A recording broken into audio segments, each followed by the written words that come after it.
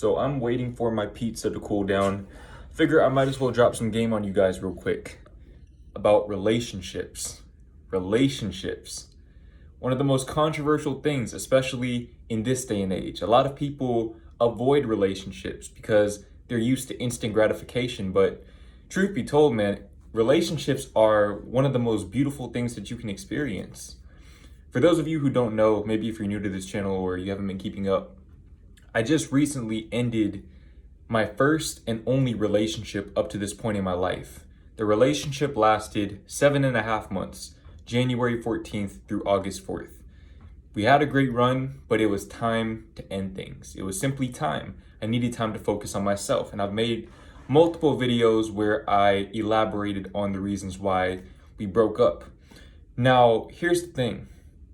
We broke up for those reasons and those reasons only. All of these videos that I'm making now are in hindsight, in retrospect. These are lessons that I've learned by reflecting on the relationship from the outside looking in. Now that I can look back with more clarity because I have more time to do the necessary introspection to come to these conclusions, I've learned a lot about myself, about her, about relationships in general, and why a lot of relationships don't work, and why our relationship didn't work. Or I guess I shouldn't say that because, like I said, this doesn't really play into why we broke up. But honestly, maybe it did. Maybe it had a role subconsciously for both of us. I don't know. But I just want to put this out there because I want to help you guys avoid making these same mistakes. Like I said, relationships can be a very beautiful thing, but that is if and only if you are in the right headspace to be in a relationship, especially if you're in your 20s and up.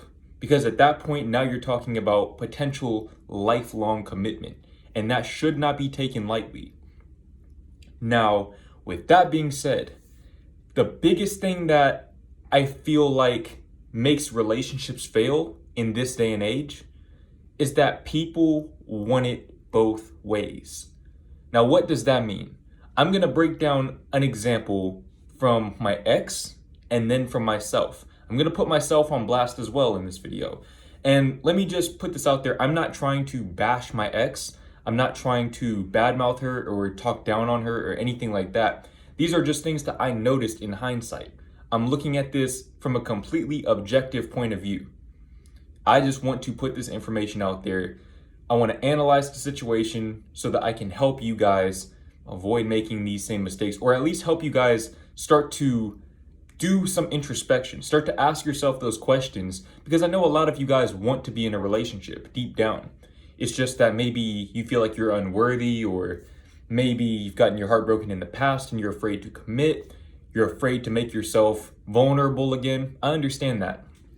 But I want to help you start to initiate that healing process. But that starts with getting to know yourself. And like I said, relationships can teach you a lot about yourself. Sure as hell taught me a lot about myself. So I guess I'll start with me. Now, here's the thing. Maybe some of my older subscribers, you might already know this about me, but I'm not too big on the idea of providing for a woman. I just don't see it necessary. I don't feel like it makes sense for me as a grown adult to have to provide, and we're talking financially here, to have to financially provide for another grown adult who is perfectly capable of providing for themselves.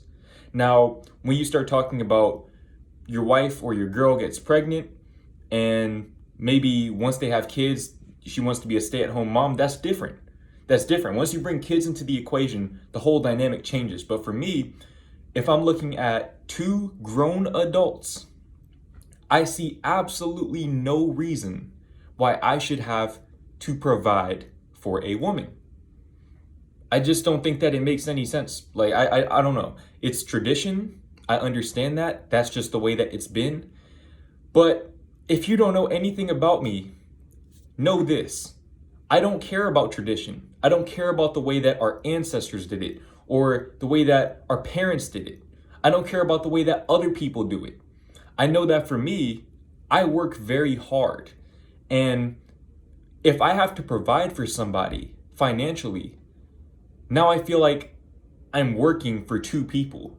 I feel like, in a sense, I'm not working for myself anymore. I'm working for them because I have to provide. And on top of that, it brings out insecurities that I have within myself about being used for my resources, which that's more of a me problem.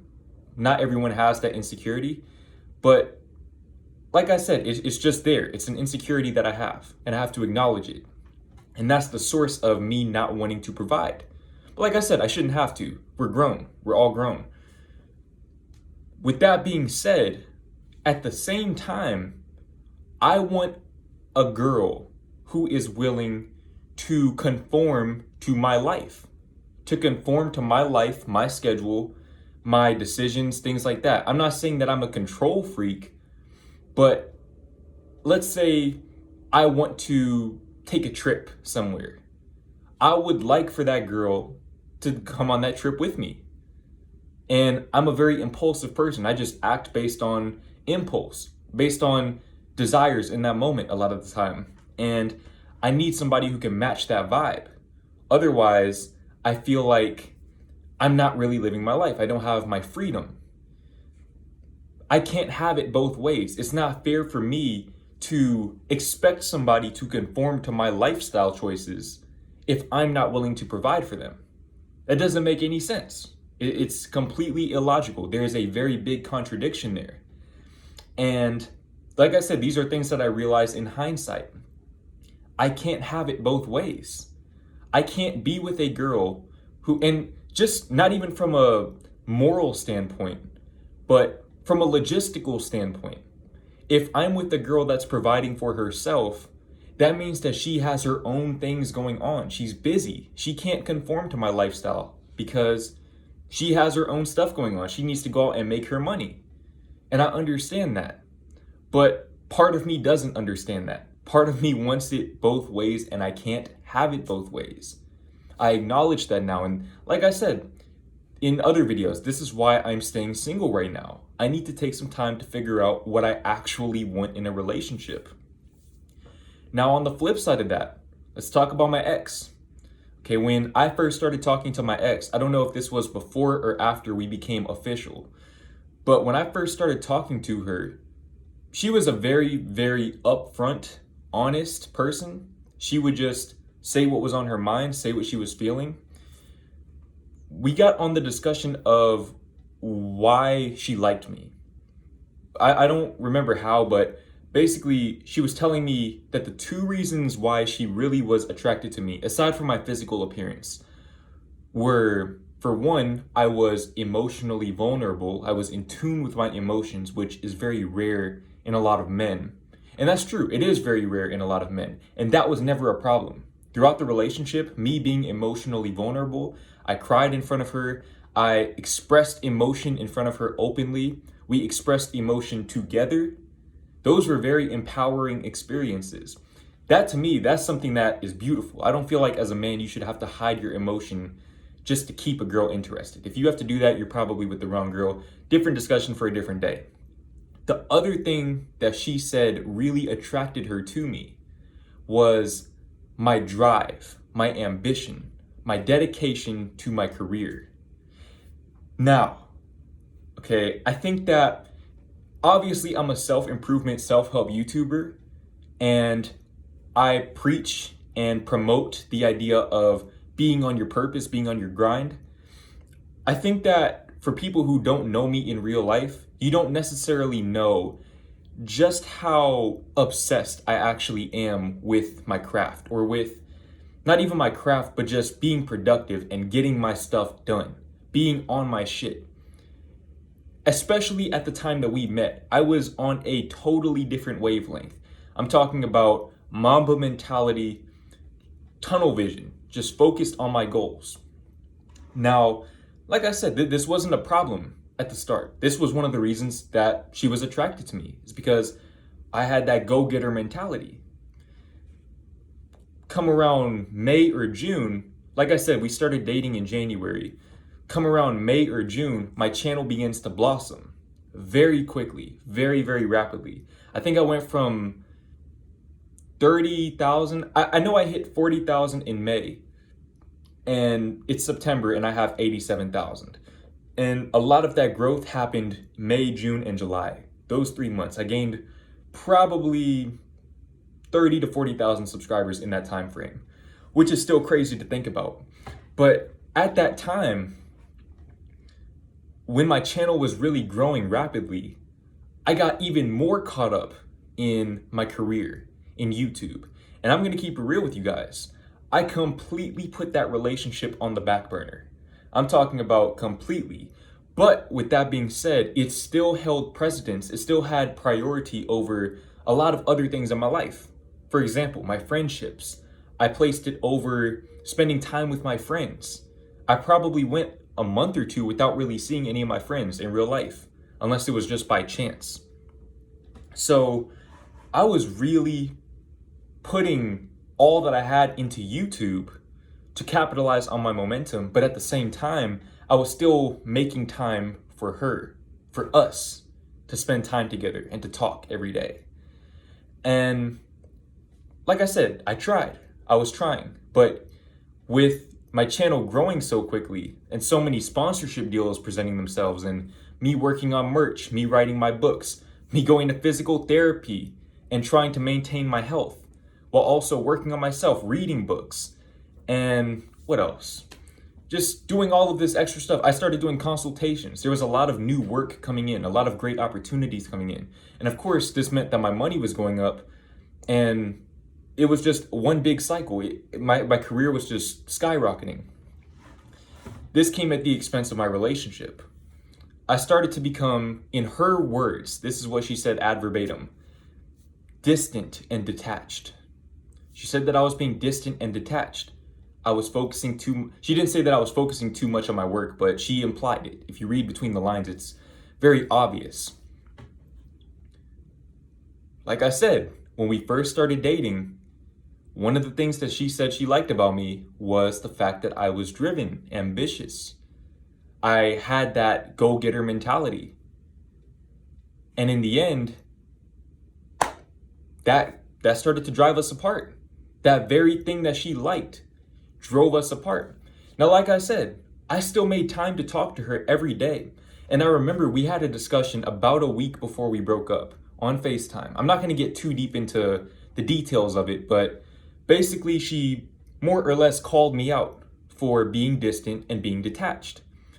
And I remember her saying this right here, and this is when I realized that it was not going to work. In hindsight, I didn't really realize this at the time, but this is, I think, when the switch flipped in my head that we need to go ahead and end things while we're ahead. She told me, if this is how it's going to be every time your channel grows, then I don't know. Like I said, when she told me that, I knew what time it was, but it took me a week to build up the courage to actually follow through. Now, I'm not saying this as an infringement on her character. I think that she's entitled to want attention from her boyfriend, right? Like, what's the point of being in a relationship if I'm not really giving her that time and attention? What I think she didn't truly understand at the time was that me talking to her every day was not something that was normal. I wasn't doing that with anybody. I'm talking about I was leaving friends and family members undelivered for days at a time, or not even getting back to them because I was so busy. But I made time to talk to her. Now, I know it seems like I'm all over the place. This is basically what I'm trying to say. She wanted it both ways. She wanted a guy who has an above average work ethic, an above average, or I'm not going to say above average, but just a different type of mentality when it comes to their approach to their craft.